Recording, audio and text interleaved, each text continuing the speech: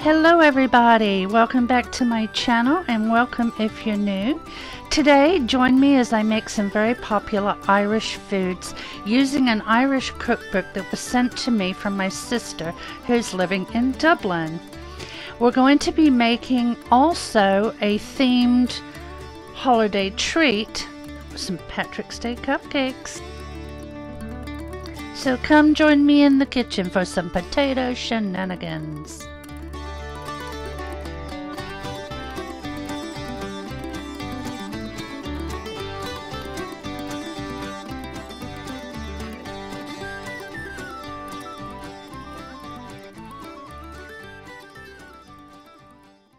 Our first recipe today is Colcannon, which is a very popular Irish dish.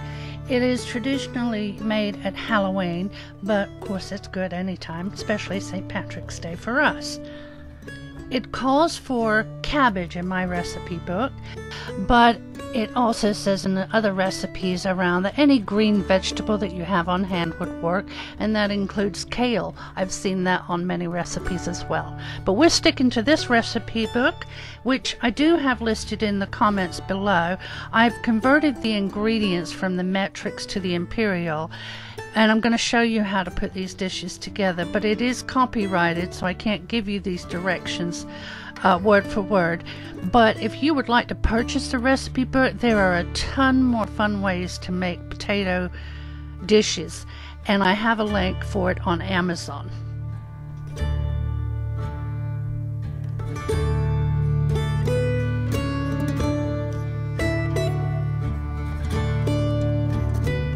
So now back to our Colcannon. We have boiled our potatoes. I put whole potatoes in for 30 minutes of boiling, and you just check them, make sure they're soft, and then you get them out and put them in what we would call an ice bath, and that way they cool and then the skins come right off.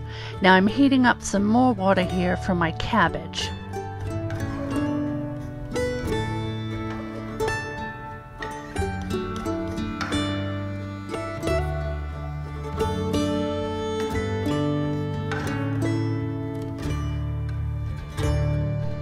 You can see how easily the skin is coming off. It's absolutely fantastic.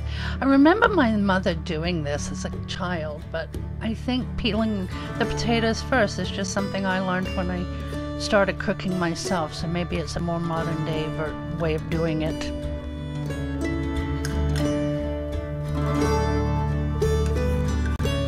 Just rinsing out the mixing bowl. We'll get our potatoes in here and I'll get that in the mixer.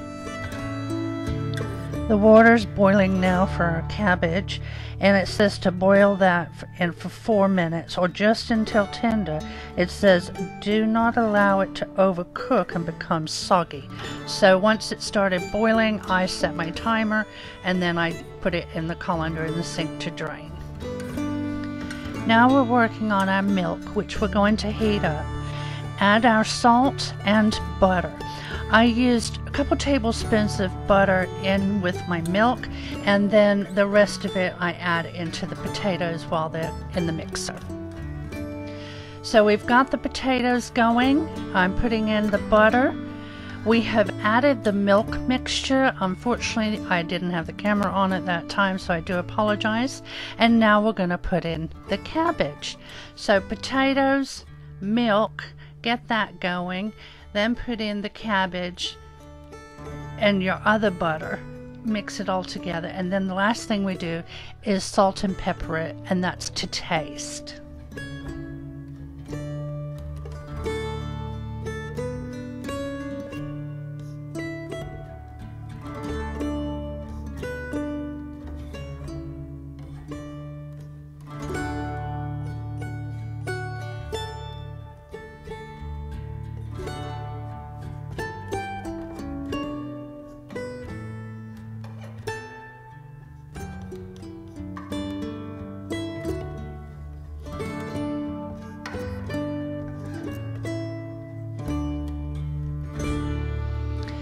Okay, now we are going to put the potatoes in this dish. Now it does say to warm that in the oven, but I was making this for the next day. I cooked 2 things on this day because I was getting a bit behind, so I didn't bother warming it. Now you're going to make a well in the center of the butter, and then in the center of the potatoes, and then you pour in some melted butter, and that's your finished Colcannon. It was really, really good, and I hope you give it a try. You can, like I said, you can use any leafy vegetable that you have around the house. Here are your ingredients.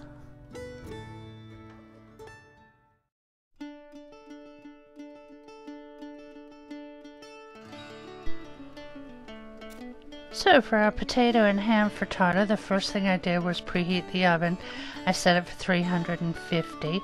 I'm going to break the eggs, add the cottage cheese and the ham, which it said to roughly tear, but I ended up using scissors. It was so much easier.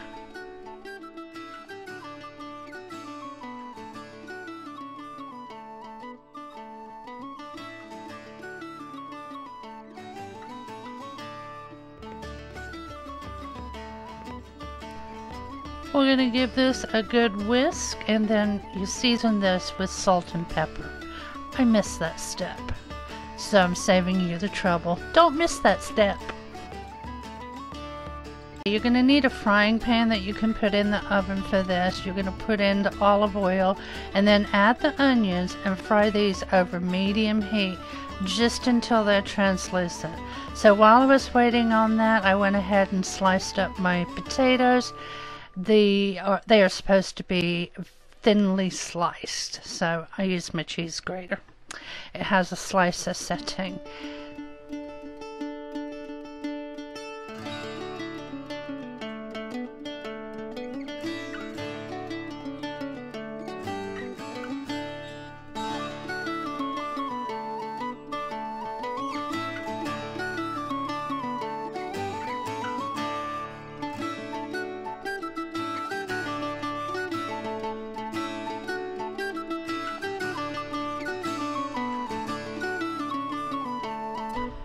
Now we add the potatoes on top of the onions, and it says a single layer. I use a little more than that myself.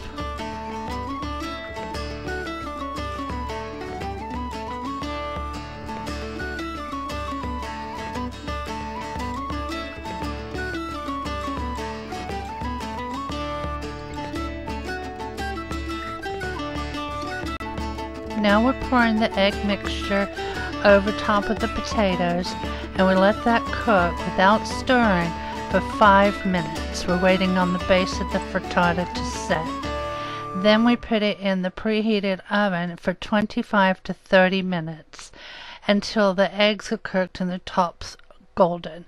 Now I covered mine with foil for 15 minutes, and then I took the foil off for the last 15 minutes.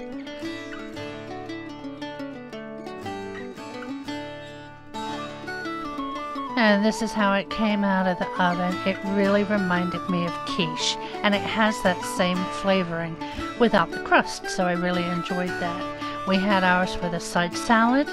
Here are your ingredients. I'll have them in the comment box below also.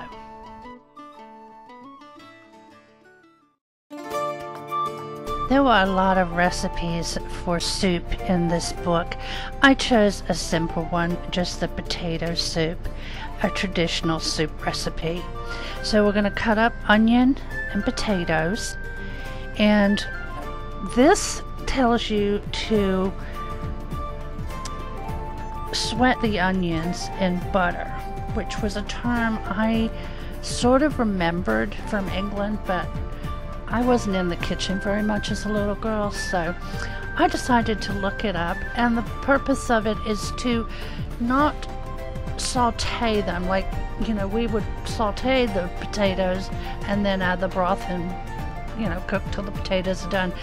But in this recipe, you don't want them to brown. So I got some parchment paper and put that on top and just kept it on low heat.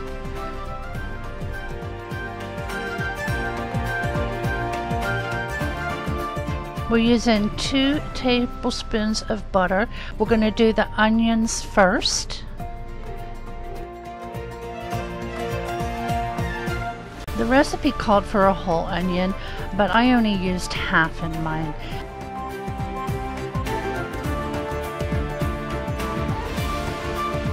So I got all the onions covered with the butter and I set it on low and put the lid on.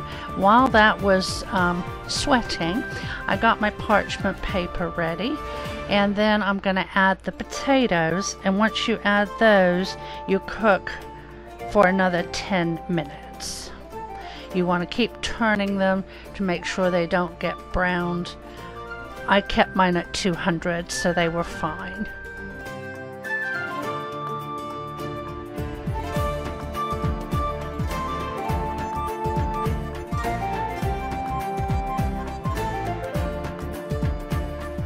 The recipe called for 8 potatoes peeled and cubed. Mine were small, so I did more. I think I did 10 or 11, but as you see, I didn't use them because it was too much, so just stick to the 8. Just my suggestion. Okay, we're putting on the parchment paper. We're setting it 200. We'll leave this for 10 minutes. Now that it's been 10 minutes, I'm just going to give these a stir, and we're going to add the broth. I chose chicken broth. Recipe said beef or chicken, so the choice is yours. And if you make it with beef, please let me know how that turns out too, because I really enjoyed this soup. Okay, my potatoes were cooked, and we're going to go ahead. I did let this cool down before I put it in the food processor. You can also put it in a blender. So first of all, we're going to get it pureed, and then we're going to add the milk.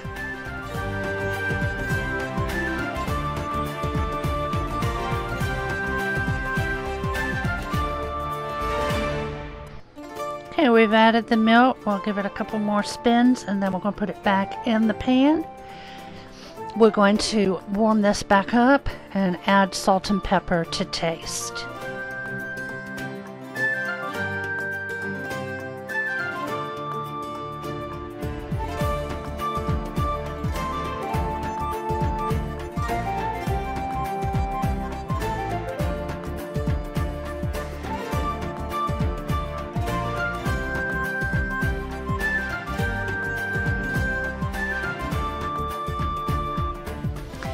This is what our bowls look like.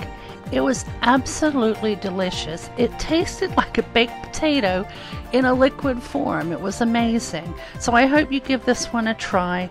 This says it serves 4 people, and I believe that's absolutely correct.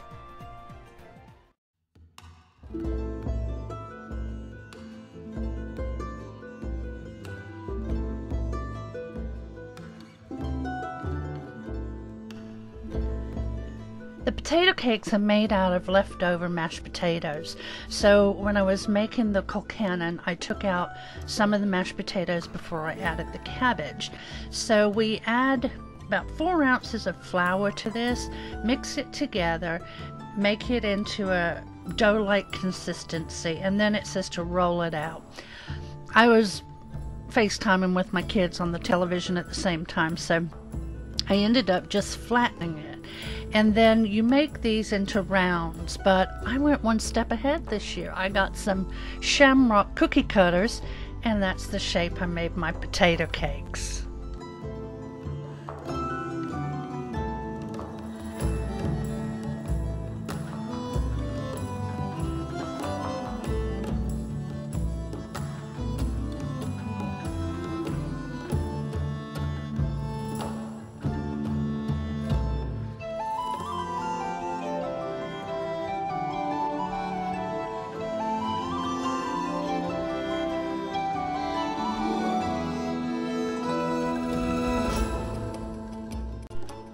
We're heating some butter in our frying pan, and we're going to get our potato cakes cooked until they're golden brown. You just turn them once.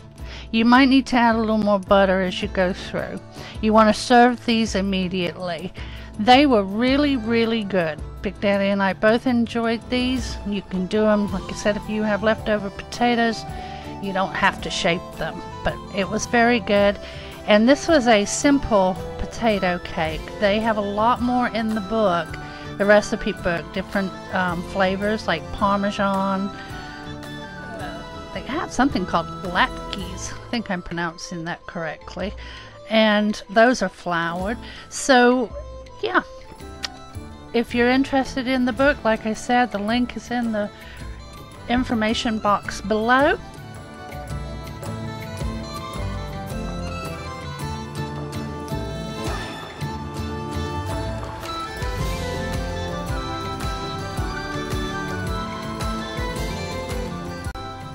Here are my finished cakes.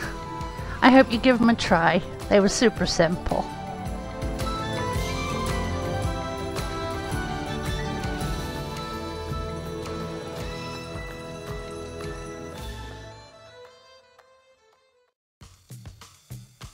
And for anyone with a sweet tooth, we're going to make a cupcake for St. Patrick's Day. I saw it originally on Instagram, but I have seen it on a couple other YouTube channels, and it's so easy. So you just need a box of cake mix.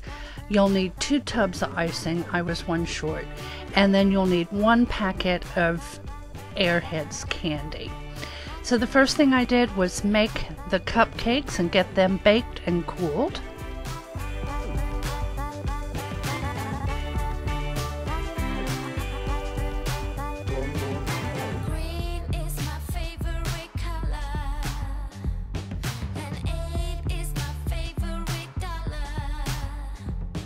Now we're going to put some food coloring in our white icing and get it to the color we would like, and then I'm going to decorate the cupcakes. Like I said, I was a tub short on the icing, and so I'm only going to be decorating 1, and I think I had enough for like 3 or 4 on the other tray.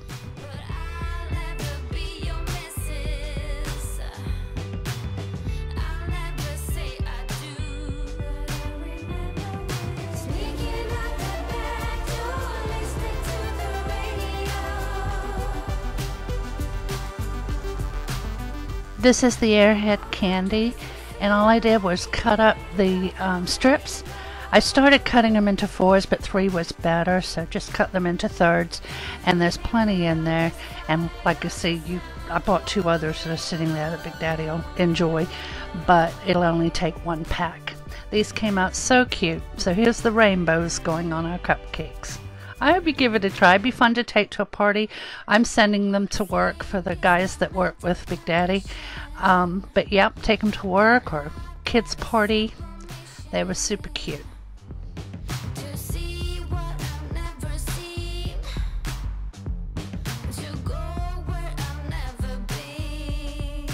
I hope y'all enjoyed this week's St. Patrick's Day Menu Monday, and if you made it to the end of my video, please leave me a shamrock emoji in the comments, and that way I know you were here.